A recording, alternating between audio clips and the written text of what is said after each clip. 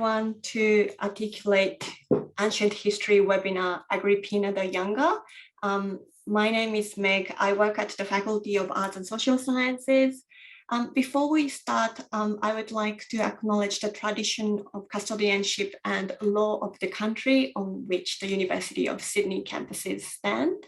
We pay our respects to those who have cared and continue to care for our country. Thank you everyone for joining us at this difficult time with HSC trials happening. I'd like to just introduce to you to Dr. Eleanor Cowan. Dr. Eleanor Cowan is an historian of the Roman Republic and the early Imperial period and works as lecturer in Roman history at the University of Sydney. Her research concentrates on the close examination of ancient evidence and on a variety of themes, including Roman history, writers of the Augustan and Tiberian periods, and historiography. So everyone, please welcome Dr. Eleanor Cowan. Thank you very much, Meg. So hello from my place of lockdown to you in yours. This is a strange and challenging time, and I hope that you're safe and well. My main aim today is to be helpful and to share with you some of my enthusiasm for the study of ancient Rome. So my aim is to talk about some ideas and questions, to raise some relevant recent scholarship and resources. But I want to emphasize that today really isn't about answers. It's about being curious and thinking critically. And so you might use this resource in a number of different ways, and that might depend on who you are and when you access the resource. You might be a student or a teacher, for instance, and you might be a student at the beginning of your study of the ancient world, or coming towards the end. If you are currently studying the ancient world, I simply want to say enjoy it. You are being well prepared by your teachers, and your teachers are doing a wonderful job, and they are a really fantastic resource available to you. So when I set out to try to understand the ancient world, or try and figure out what's happening in the ancient world, when I look at a particular individual, I try to locate them in a number of different contexts. So to look at them, perhaps we might think of it as like through a number of different lenses, because people's identities are complex and our evidence for their representation is not always simple or straightforward. You might notice that I'm not talking about who a person really is. I think that's actually too hard a question for us to answer. And in the case of Agrippina, I'm not sure that we can ever really know. But the representations are in some ways even more interesting than the reality and tell us in some ways more about the ancient world. So I've got here a mind map of different contexts. I won't be able to cover all of these really thoroughly today, but I thought I'd just skip through some of these different lenses through which we might look at Agrippina. And I'm going to start with thinking about Roman women. So what mattered to a Roman woman and to those who chose to represent her? I think there's a key idea to hang on to there, and that is the idea of pudicitia. Pudicitia we might think of as chastity or modesty. And as the quote from Professor Langlands at the top there says, a striking aspect of pudicitia was its association with being public and with the visual display by married women to the community, both through their appearance and demeanour and through their cultivation of pudicitia as a goddess. And a couple of important ideas that I think this quote and the picture there, the statue there, draw to our attention. So this statue is a type, a pudicitia type statue, and it's marked by being very heavily draped. The woman is very heavily draped. She's also got her head sort of slightly tilted down. She's not looking directly at the viewer. And this is a representation of her chastity and her modesty. But I think there are some key ideas here that Professor Langlands draws to our attention, and that is the idea that Roman virtue, it's in this period, it's not about your personal virtues or what you might feel inside or your personal kind of moral journey. It's very much, as she said, about something that's public and able to be displayed and able to be enacted. So pudicitia is something that you put on display, which seems an odd sort of paradox for a virtue which is all about being chaste and modest, but it's important that people see that you are chaste and modest. So part of our understanding of Agrippina should, I think, be filtered through the idea of pudicitia. And particularly, as we can see down here, these allegations made against her in our written sources that she's acting with impudicitia, she's acting immodestly or without due regard to her chastity. So ideas and language really matter, and when we find these ideas being explored by our ancient texts, I think they reinforce for us how important they are.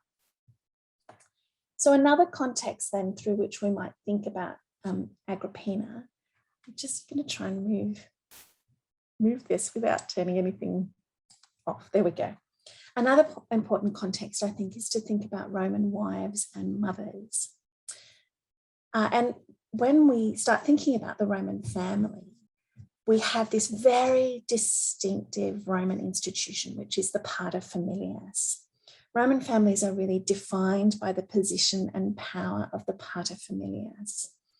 The paterfamilias famously has the power of life and death over those within his family, including his children and perhaps even his grandchildren, if he's alive, down through kind of male generations. So the paterfamilias famously has this power over the dependents within the household, but he also controls their property, the property of the family, and he's the family's religious and legal head, and they're kind of representative in the public sphere. So the paterfamilias is the eldest male in an extended family. As I say, that might be the grandfather or the father. And his descendants through a male line are in his power, and that power is called patria potestas. And this applies even if those descendants are themselves grown up. So even if those descendants are themselves grown up.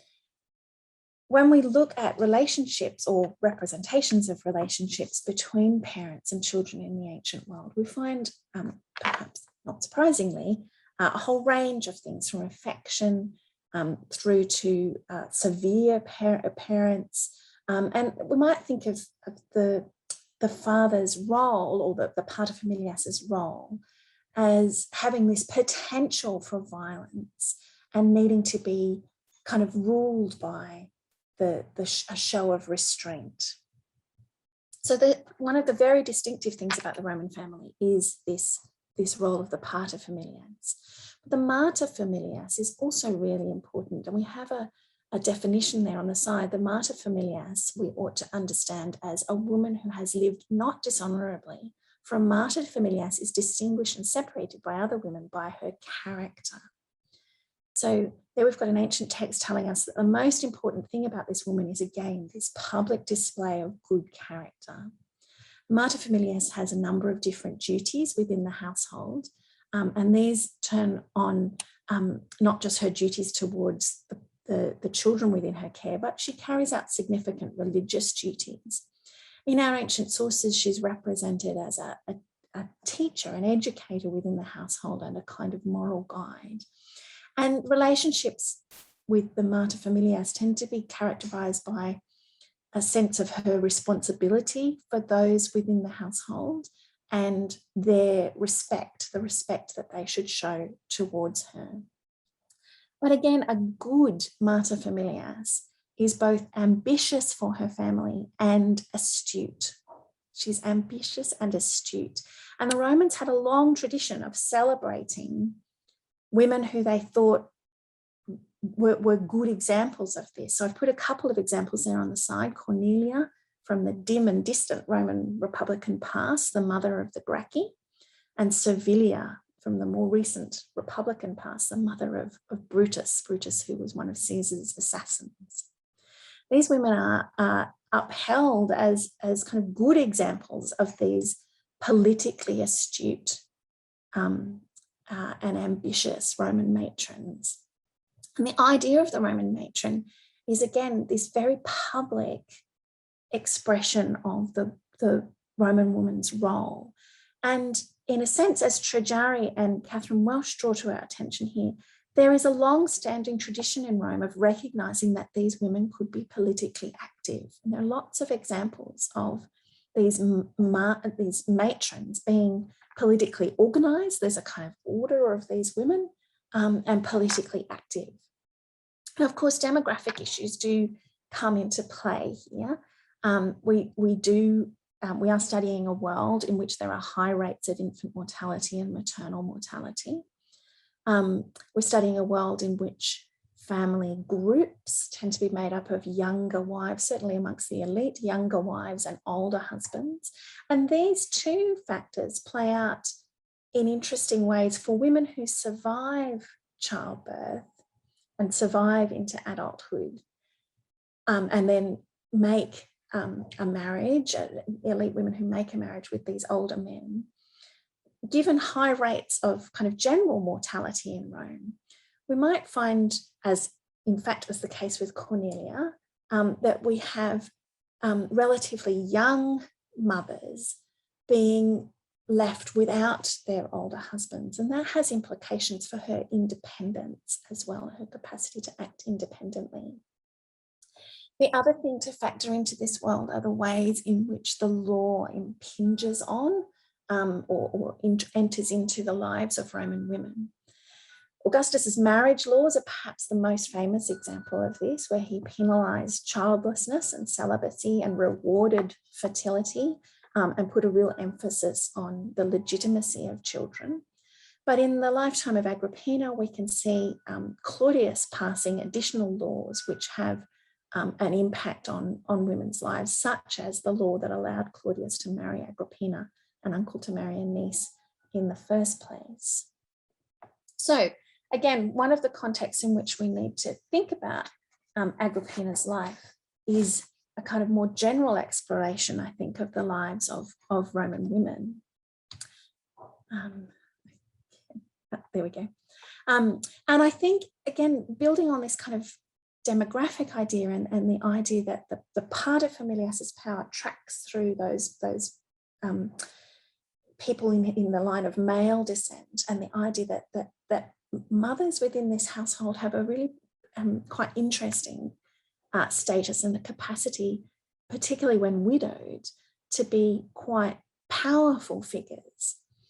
So if we think about why mothers are powerful figures, actually their relationship with the law is quite helpful as a way of thinking about this. So a mother, by law, can dispose of her own property.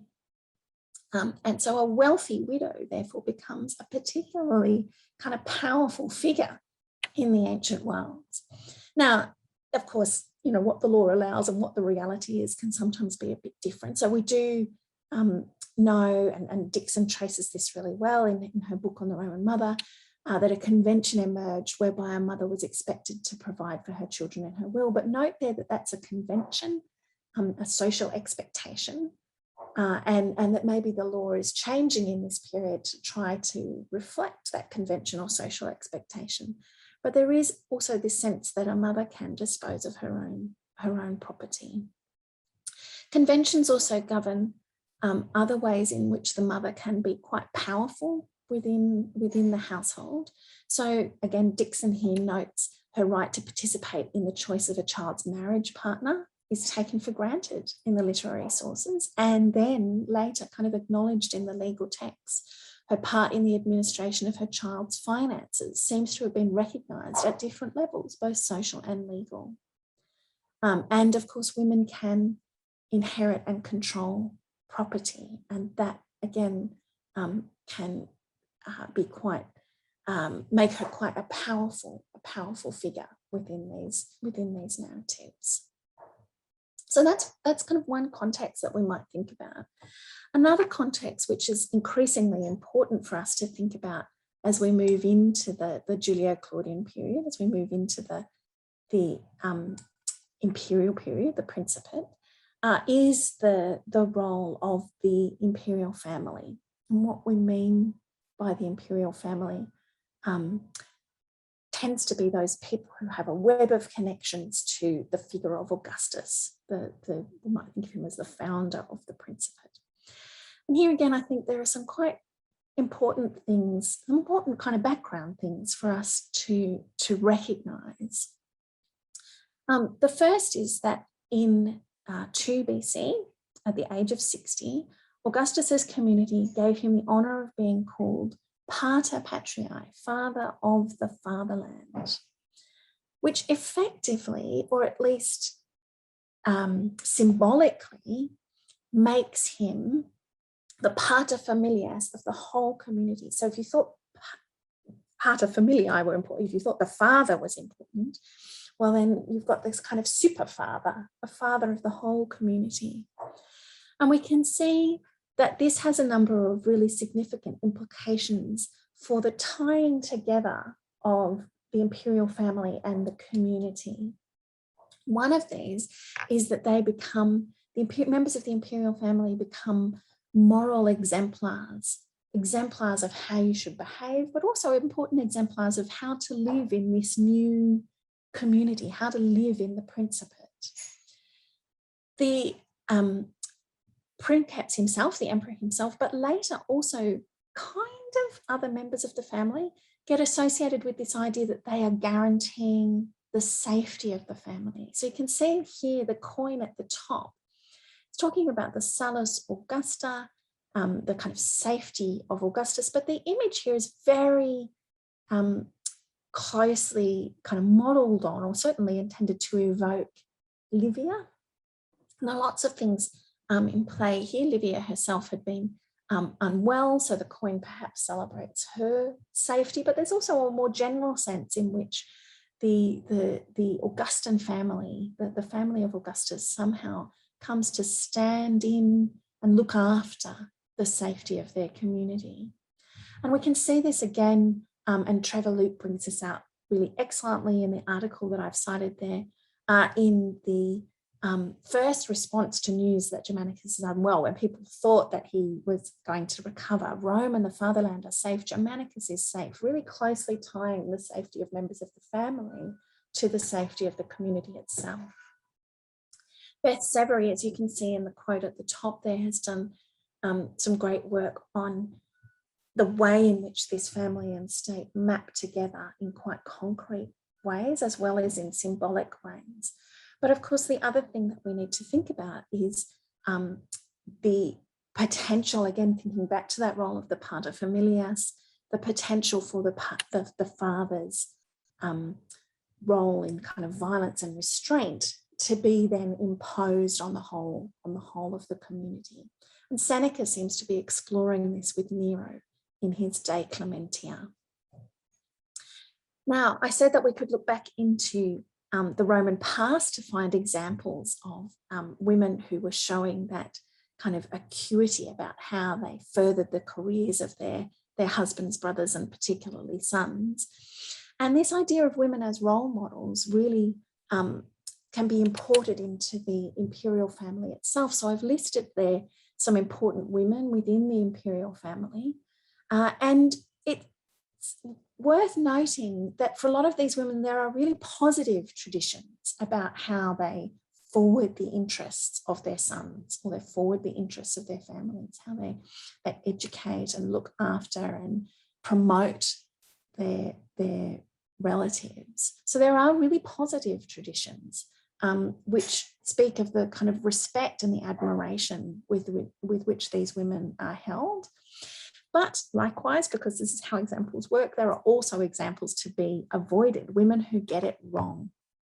There's a kind of catalogue of these already in existence in our sources, and the lives and experiences of these women must have formed part of the kind of background knowledge for Agrippina herself. And you can see there Agrippina at the bottom of the page being linked to several of these important members of the imperial family. So she's the daughter of the Germanicus, the sister of Caligula, the niece of Claudius, the wife of Claudius, the mother of Nero. She sits in a kind of web of connections to these men within the imperial family. And Judith Ginsburg, in her work on representing Agrippina, poses some very interesting questions about what this means for Agrippina herself. And I'll come to those questions again in a little while. So the imperial family is a context or a lens through which we can look at some of these women, including Agrippina. And I wanted also to draw to your attention two of my favourite of all time inscriptions. One is Praise for a Wife. We don't actually know her name. People thought maybe she was Turia, but we don't really think that anymore. And the Senatus Consultum is a sort of published version of the trial of Gnaeus Piso for the murder of Germanicus. As I say, these are two of my favourite of all inscriptions. And I think they really help us to understand women's lives and their representation during these years. So they're both positive representations of women, but they're also really so much more than conventional depictions of modesty and chastity and devotion. So the woman, the wife in the Laudatio, has lived through civil war and proscription. She's praised for her courage as well as her loyalty. And the inscription depicts, it's set up to her by her husband after her death, and it depicts a long and an affectionate marriage in which her role has been a really important part of that partnership. Josiah Osgood, in his work on this inscription, has suggested that there's even some sense that this woman is depicted as kind of wise. She's aware of kind of philosophical ideas as well. And the SCPP, the Senatus Consultum de Gnaeus Pisone Patre, is, as I said, it's a contemporary account, an account from the time of the trial of Piso for the murder of Germanicus. And it shows this really strong exemplary role that imperial women played and this close connection between the family and the state. They're publicly named in the commemoration of Germanicus, and the inscription is a really important, I think, representation of how these women and this family could be represented at the time. All of which leads us to some quick reflections, I think, on the relationship between mothers and sons. In Agrippina's case, Tacitus has this very neat quote that even though it was predicted to her that her son would kill her, she responds in a very shocking to us, but trying to send a strong message in Roman terms, that it didn't matter if he killed her so long as he achieved command, so long as he succeeded. When Nero comes to murder Agrippina, it's not the first time in the accounts of his life that he has committed a murder, but in some ways, for a Roman audience, it is the most shocking of the murders that he commits. And that's because the Romans have very strong views about matricide and patricide. And those views are tied up with these important roles that the paterfamilias in particular plays within the Roman community. The idea that he plays a key role in the kind of definition of the family, but also that he has these religious kind of functions to his role as well. So Cicero, the ancient lawyer and orator, in one of his defense speeches talks about just how very shocking it is, the idea that you would kill a parent, particularly the idea that you would kill a father. And some of that, I think, comes in this period to be closely associated with mothers as well. And that's partly because through the experience of the Emperor Tiberius, and then again in the case of Nero, this family has had to kind of realign itself to really emphasize the importance of mothers, as fathers within that family failed to produce heirs who survived. In the case of in the case of Tiberius, that means Livia is thrust into the forefront. In the case of Nero, it means that Agrippina is able to really step into the limelight. And if you remember that connection that we explored before between the idea of the imperial family and this concept of guaranteeing the safety of the community, then how shocking is it to break that link between ancestors and descendants by killing a mother? And again, I draw Trevor Luke's article to your attention. So the history of, or the story of Agrippina's relationship with Nero is really the story of what is kind of proper ambition and how do women get it wrong. And we can see that this is one of the ideas that really interests people both at the time and at the time that Nero is alive and at the time that Tacitus is writing, because we have evidence for people thinking about this idea. What is proper ambition for a woman and how do they get it wrong? So Seneca the Younger, for instance, when he consoles his mother about his own exile, celebrates the fact that she gets it right. I know that your heart loves nothing in your dear ones other than themselves.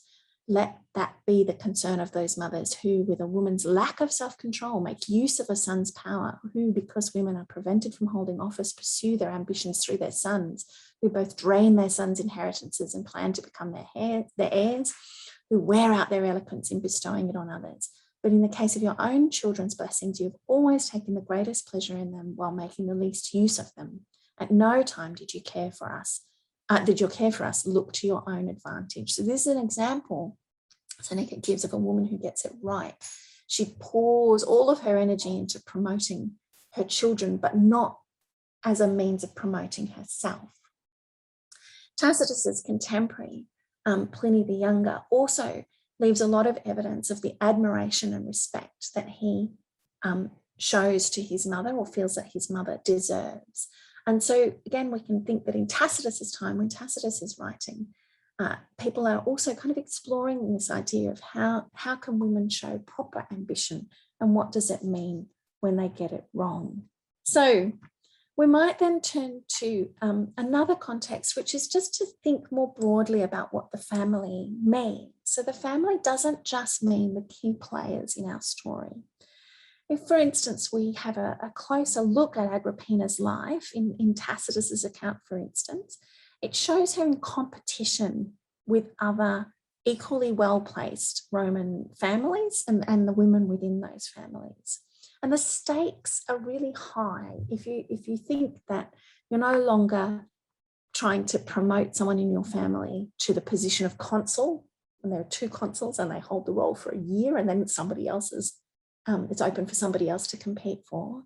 But instead, that the state itself has changed. So you're no longer competing for office, but rather competing within this bigger network of families within the imperial court to see who will have power over the state as a whole. So I'd given you some examples there of where we can see this bigger picture of the imperial family, what we might think of as the imperial court, this bigger connection of families in competition with each other. So the final context that I wanted to explore was this idea of Nero as a monster. I think when we come to look at stories about Agrippina, it's important to recognise that a lot of writing about Agrippina is filtered through views of Nero, and that views of Nero are themselves informed by two really powerful traditions. One is the idea that Nero is a tyrant, and the other, slightly later, is the idea that Nero is the Antichrist. And you can see there that I've drawn Shushma Malik's new book, Nero the Antichrist, or the Nero Antichrist, to your attention there, simply because I think, as her quote nicely shows, it draws our attention to the way in which people revisit who Nero is again and again. And in both instances, both the idea of Nero as a tyrant and the idea of Nero as an antichrist, the idea that he killed his mother, plays a really important role in those conceptions of Nero. At the top of the page is just a reminder that we have these kind of later traditions interpreting Nero, but we also need to try and understand kind of what Nero was doing at the time. And Champlin's work draws our attention to the idea that Nero is experimenting with what it means to be the princeps. So Nero's version of what it means to be princeps looks different to the versions of other Roman emperors, looks different to Tiberius's experiment, looks different to Claudius's experiment, looks different to Gaius's experiment. So the idea that Nero is himself, sometimes successfully, but on the whole, kind of perhaps unsuccessfully from the point of view of a member of the Roman elite, experimenting with what power he could hold and how that power might operate and what it might look like, also has an impact on the way that Nero comes to be understood. So that's the last of the context that I wanted to talk about. But just a couple of things here at the end. And I think it's quite helpful when we look at ancient evidence, one, to be just super excited about how much ancient evidence there is, but also I think to really clearly distinguish in our own minds between evidence produced at the time, and that might look like epigraphy or coinage or kind of material culture, and evidence that's written up, still ancient, but written up after, for instance, Agrippina's death. And again, Judith Ginsburg's work here, I draw to your attention because she asks some really, I think, important questions about how much agency over her representation Agrippina actually has. Who, for instance, the images on coins or statuary really serve, and whose power is really on display in those images. I also wanted to let you know that there are lots of different ways in which you can access some of the material culture from Agrippina's own time. And one of those is, when we're able, or even online, you can look at the University of Sydney's museum collection, and I've given you some examples there of the things that we hold in the collection, which date to the time that Agrippina was alive. And then just here at the end, a little bit of further reading, should you want to go any further.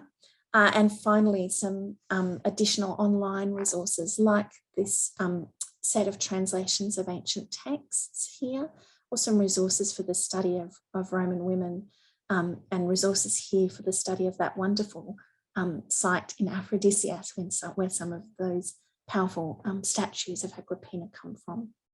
That's it from me. I've run slightly over time, but I do wish you well in your study of the ancient world. It's a wonderful opportunity to pose questions of our evidence and to think carefully about our evidence. And I leave you, I suppose, with the thought that we might think of Agrippina's story as a story about power, but I'd encourage you, through using these different lenses, also to think about, or think quite critically about, the extent to which it's a story about powerlessness as well, or at least the restraints and constrictions that women may have operated on. That's it. That's the end from me.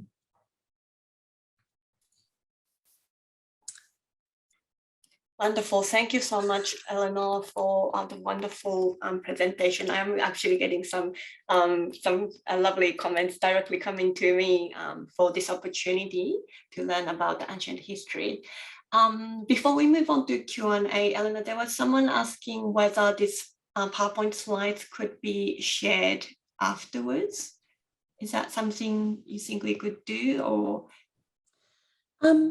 Yes, I think so. Would that make it easier to click on the links? Is that? I'm happy for that to happen. Okay, wonderful. Thank you. I think there's some students doing the HSC trials, and so they'd like to pass it on. So perfect. So I'm conscious of the time, so shall we move on to the Q&A? Excellent. So I might stop sharing my screen and then look at the Q&A. Okay, so it's just going to take me a minute to start skimming through these. Yep. And I'm so pleased to have the opportunity to talk with you. I'm going to talk a little bit there to the question at the top about misogyny in our writers. I think that is a really important question. So the question is, historians such as Emma Southern state that there is no capital T truth about Agrippina. Even in coinage and the Sebastian and Aphrodisias, there are elements of propaganda to a degree. This, along with the misogynistic writers in both antiquity and today, what can we know for sure about her?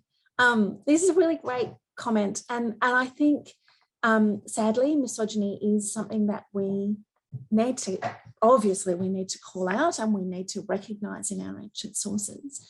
The only thing that I would add to that, and I no means, there's no way in which I want to kind of deny that the misogyny is there, because it totally is, and it's really important that we are critical readers in that way.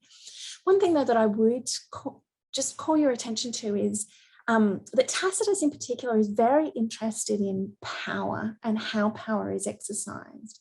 And one of the things that deeply concerns him is the kind of privatization of power in the ancient world.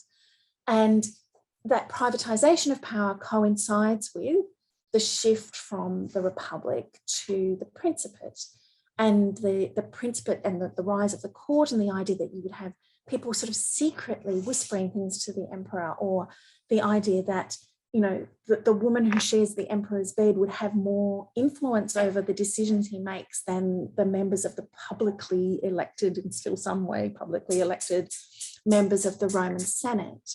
So whilst I totally want to recognise the misogyny that exists, particularly in some of our stereotypes about women and stepmothers in particular, and what roles mothers might occupy, there is, I think, also this concern which we would ourselves recognise about elected and non-elected public and private power. So, for instance, you know, we've been acknowledging in the COVID pandemic the important role that good advice plays, and that good advice from experts has been so important for us in the last 18 months, and we would be shocked to think that really important decisions about how we respond to a pandemic were being made on the basis of you know, the something that was said to a policymaker by their partner or their children, or somebody they met in the street. So we too are kind of invested in this idea that there's something sort of public and accountable about power, and that people who hold power should be accountable and should be operating in a public way. So I think that is one of Tacitus's concerns about the power exercised by women and slaves and freedmen. It's a great comment. Did a woman's input into their child's marriage extend to male children, or was it mostly just female children? Again, that's a really interesting question. So much of this we would like to know a bit more. The example that most immediately springs to my mind is Cicero's wife, and the interest that she takes in the marriage relationship that could be formed for her daughter. But I think we have we'd have to kind of go carefully back through our evidence, but there's certainly an expectation that women could have a say, and obviously that will be dependent on the nature of the relationship as well. But there isn't. There certainly, I think, is a kind of diversity in the Roman family, and there is, particularly in the Roman elite family, I expect, where women might bring significant property to those relationships. And and might themselves be well educated and expect to have some say in what we're effectively kind of forging political alliances for the family. And you can see that in those circumstances, or viewed in that way, a woman might have a say over both the sons and the daughters' future relationships. They're kind of family decisions about how this family might promote itself. Do I have time for one more question? Maybe a quick one. Just a quick one. How does ancient history apply to the modern world? Because it's just such an excellent question. Look, I would recommend coming along to one of our open days. It's a really great opportunity to do the kind of thinking that you're posing here. What kind of jobs can people who study ancient history at university get? My short answer is follow your passions. Come to university to do something that you are enthusiastic about studying, because that will carry you through and take you in all sorts of different directions. And it will keep you going in challenging times like this, when you can say, well, actually, I'm studying something I'm really interested in and I don't know where it will take me. But we regularly check in with people who've done our degrees, and they come back and talk to us about where they've taken them. And I can talk just about the ones who've come back to us recently, but we've got people who've been talking about working in the public sector, or working for Google, or working in a range of different careers, because they bring those skills of being able to look at evidence really critically. And I think that's a really invaluable skill, being able to read a newspaper really critically, if anybody looks at newspapers anymore, or being able to read a Twitter feed with an eye on what else is going on there, the image making and the representation. Those are all the skills of an ancient historian, fostered by really close and careful reading of ancient evidence. Wonderful. Thank you very much, Eleanor, and really fantastic questions out there as well. So thank you everyone for participating. I'm just going to pop this evaluation link in the chat. We'd like to, essentially this Articulate webinar is really to provide support to teachers and students, especially those who are in regional areas who can't access the University of Sydney. So please do fill in and let us know what you thought about, or if you have any suggestions of future topics you'd like us to cover, do contact me. I was the one who's been emailing everyone about the registration link and everything, so it will reach out to me, and we'd like to be able to provide seminars like this that's needed by teachers and students. And also, finally, I'm just going to pop screen share. So we have a few Articulate webinars coming up. If you like to know more about ancient history, there's another ancient history about the Athenian Acropolis and Agora this Thursday at 12 o'clock. That's by Dr. Stavros Paspalis, Director of Australian Archaeological Institute at Athens at the University of Sydney.